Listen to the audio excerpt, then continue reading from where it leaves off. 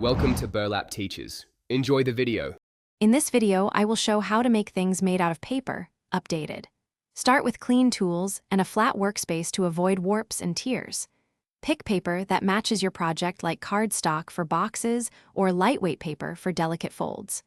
Learn basic folds, secure joins, and simple decorations that elevate homemade paper items. Practice small pieces first to build confidence and scale up to larger projects.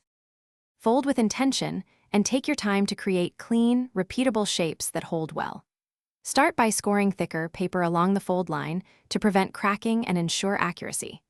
Combine basic folds like valley and mountain to form complex elements such as petals and boxes.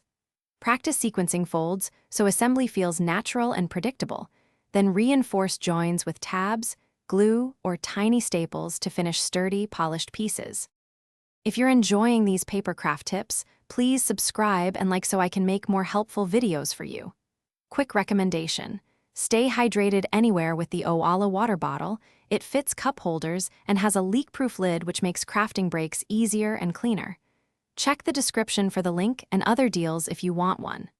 Thanks for the support. Now let's get back to the video.